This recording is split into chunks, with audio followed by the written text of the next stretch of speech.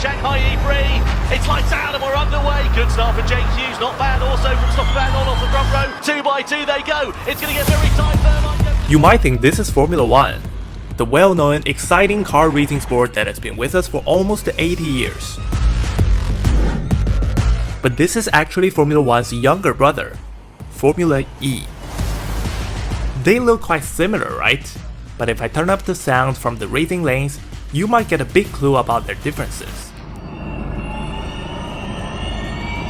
Yes, Formula E is a car racing series that is fully electric, and that explains why you wouldn't hear any loud combustion engine noises from those vehicles. The race has kept some basic common rules of Formula 1, but that is where their differences end. Formula E has a lot of excitement and significance to offer. In this episode of Its Focus, I'll bring you go behind the scenes of Formula E and break down why I believe this entertaining sport matters to all of us. The Formula E was born in the exact moment the world's mobility industry has just started its massive transition toward electrification. Back in 2014, the first edition of the Racing Championship inaugurated in Beijing. We go green in Beijing! Yes, you heard it right. The motorsport created in Europe made its very first debut in the capital of China, as the country was moving fast on electric transition and later became the world's largest electric vehicle market. And then in the next 10 seasons, the motorsport took place on temporary street circuits around the world, highlighting the urban mobility potential of electric vehicles. Today, I got the chance to see quite an uncommon scenario where the race is taking place on the exact same track used for Formula 1 races. I'm on my way to the racetrack in Shanghai and we're gonna get into some of the garages and talk to the team leaders, and of course, watch a race. Like Formula 1, each Formula E team has 2 drivers and they race to get points. However, all the teams must have the same car frames, battery, and most of the car parts. So what are they competing on? So we compete on how efficient is the powertrain and how the control systems, including specifically the energy management, make the vehicle efficient during the race. According to regulations, drivers must complete the race using a certain amount of power, whereby you couldn't possibly finish the race if you always sped up. So, there are a lot of variables to manage during the race, including the deployment of energy and regenerative braking. It's funny, people think that drivers only drive, but in reality they think a lot.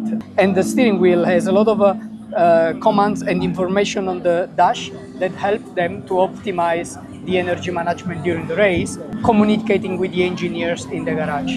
That's why you see umbrellas covering the driver's seats during the pre-race gray walk, because no one wants to expose their team's secret strategies to their opponents.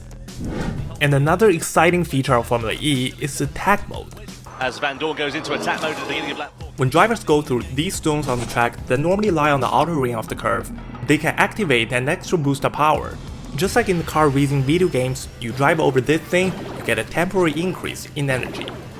So it's not just a race of speed, it's more like a competition about how you intelligently manage your energy. The diverse and complex structure of the game has made it extremely fun to watch.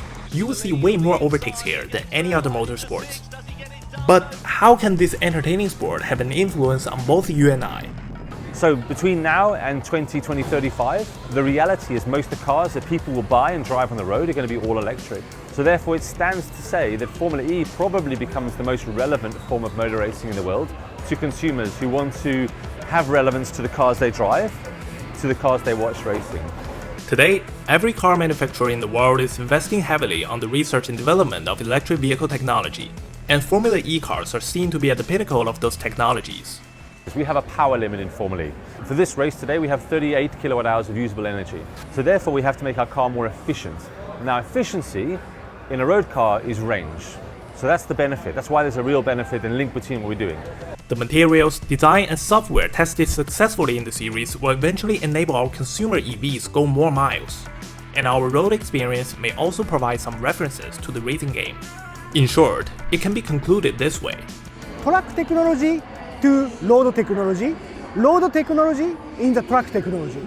For car makers, Formula E is not just a testing ground for latest technologies in electric mobility. Formula E was more demonstrate to the Nissan how to switch to the electric vehicle. That's what our investor joined to the Formula E. This is the main purpose.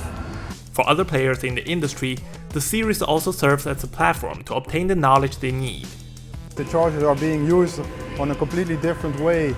They try a few times during 5 minutes. We don't see that really in the road cars. So it's just a different use case to give more insight. If we can have as much use cases as possible, it only will improve our chargers. Formula E has witnessed the development of EVs, or I should say it's part of the process. Back in the first couple of years, drivers even had to switch cars during the race as the distance per battery charge was quite low at the time.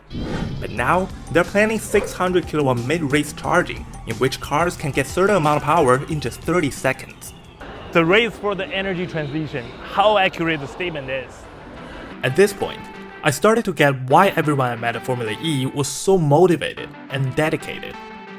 Because they are racing for the future.